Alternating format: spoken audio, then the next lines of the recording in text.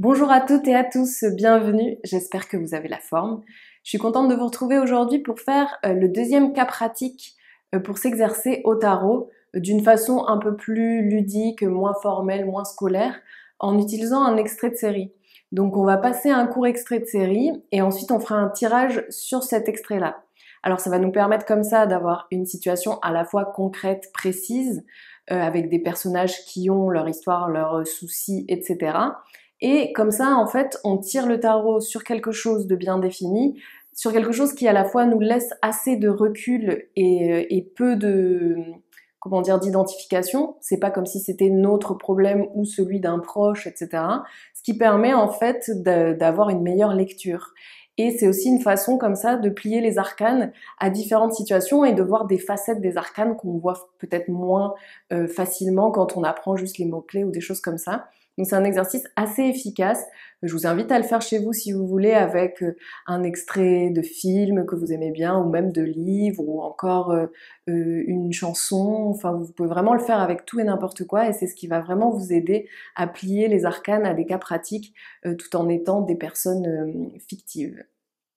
Donc voilà, on est tout de suite parti pour l'extrait et ensuite on se retrouvera pour le tirage.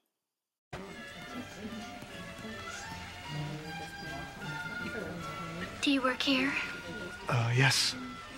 I wanted to compliment you on the music. I've been to 3 other funerals this year. Cancer, stroke, pediatric leukemia. And the music is always that same sad organ music. It reminds me of those soap operas my mom used to watch before I started kindergarten. Oh, God. You're probably too young to remember that. Anyway, I so prefer this light, classical, chamber orchestra stuff. It's still spiritual, but doesn't seem so dated or depressing. I studied music appreciation. You think I'm really boring, don't you?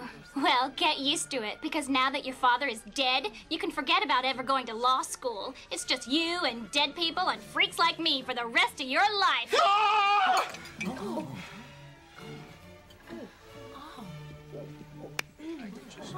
Alors, ce qu'on va faire, c'est qu'on va d'abord tirer une carte pour la situation générale, le contexte global, enfin là où se déroule la scène, la situation. Ensuite, on va tirer une carte pour la femme qui est dans la scène, une carte pour elle et une carte pour qu'est-ce que c'est son but.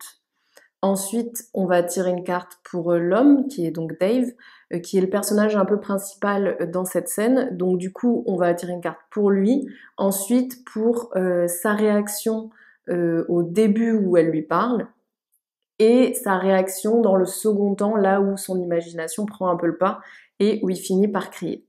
Allez, c'est parti. Alors, on commence tout de suite avec la situation. La situation, donc, c'est un espèce de moment où on essaie de défendre un peu ce qu'on a acquis, ce qu'on a de précieux. Et du coup, ça, c'est peut-être plus pour ceux qui connaissent un peu la série. En tout cas, c'est un contexte là, cet épisode et cet extrait, c'est dans la première saison et c'est alors que le père est mort et du coup Dave qui est dans cette scène ainsi que les autres membres de la famille se demandent un peu ce qui va advenir de l'entreprise familiale et du coup Dave lui dans cette scène montre un peu le fait qu'il essaie de tenir bon et de tenir la maison sur pied quoi. Donc on a ce set de bâtons qui est sur la défensive, essayer de gérer, d'être sur tous les fronts pour bien protéger ce qu'il a acquis, ce qu'il a construit, etc. Donc ça c'est pour la situation et donc du coup c'est pour ça que on voit un peu cette espèce de d'impatience chez lui là il pianote au début de la scène il y a ce côté où il est en train d'essayer à la fois de gérer le moment de la cérémonie, à la fois il a en tête plein de paperasses qu'il a à gérer, à la fois il sait que telle et telle personne sont encore à contacter pour régler telle et telle question. En tout cas il est comme ça sur plusieurs fronts et il est pas mal dans l'offensive et la défensive. Donc ça c'est le contexte et comment on nous plante la scène au début. Donc vous voyez cette situation est bien décrite quand on l'a au début et qu'il est comme ça avec la petite musique qui joue derrière et des gens qui se déplacent derrière lui. Ensuite on va avoir la femme. La femme, du coup, ce qu'on voit avec ce 8 de coupe qui d'ailleurs, pour moi, apparaît en négatif, parce que je sais pas si je vous l'ai dit, mais j'utilise pas à l'envers à l'endroit, donc là, pour moi, c'est à l'envers, pour ceux qui utilisent à l'envers à l'endroit. Donc, cette femme, elle est un peu emprisonnée dans des cercles vicieux, dans un schéma répétitif.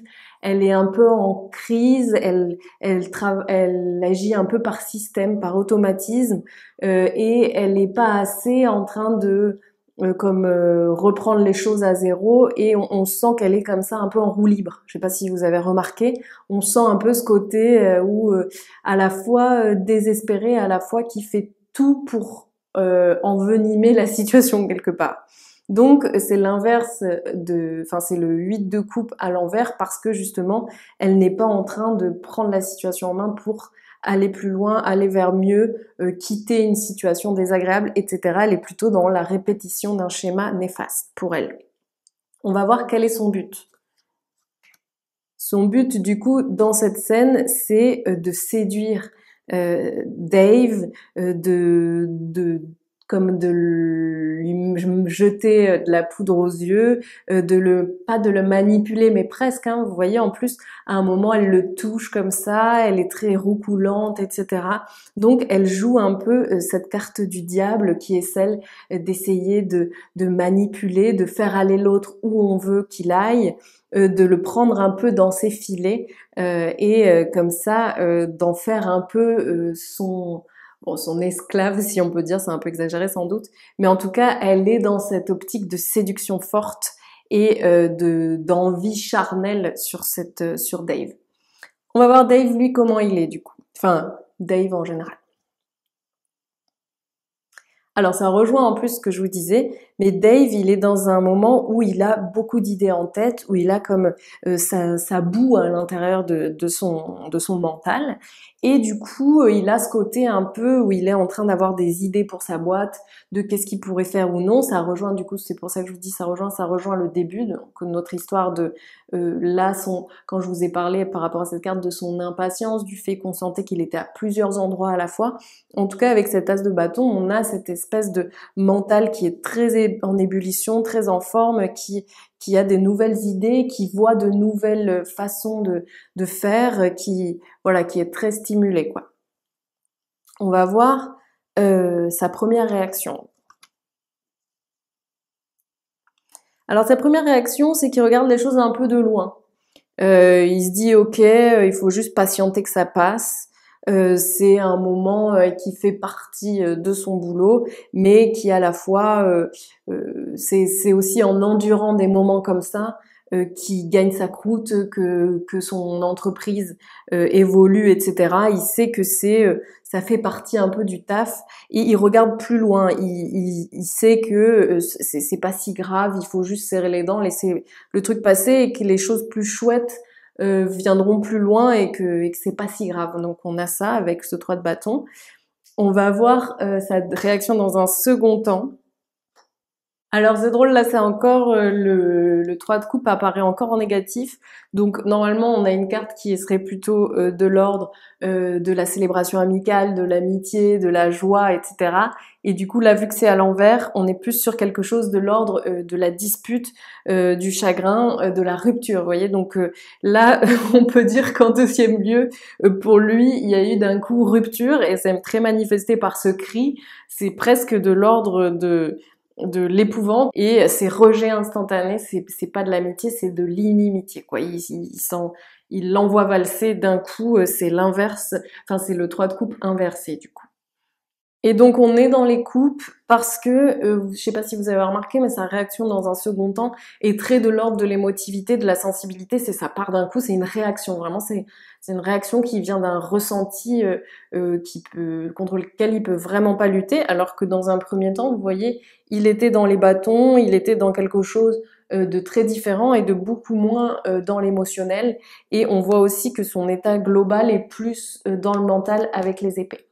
Donc vous pouvez vraiment comme ça détailler, après moi je vous le fais comme ça grosso modo, mais vous pouvez détailler chez vous quand vous faites l'exercice pour vraiment voir chacune des cartes qui sort de façon plus précise et détaillée. Voilà du coup pour ce deuxième cas pratique du tarot avec une série. Donc j'espère que ça vous a plu, que ça vous a parlé, que ça vous a aidé à mieux comprendre certaines arcanes ou en tout cas à être plus dans une mise en pratique. Si c'est le cas, n'hésitez pas à liker, commenter, vous abonner. Moi ça me fait vraiment toujours plaisir. Et on se retrouve bientôt pour de nouvelles vidéos. D'ici là, je vous souhaite plein de bonnes choses. Ciao ciao.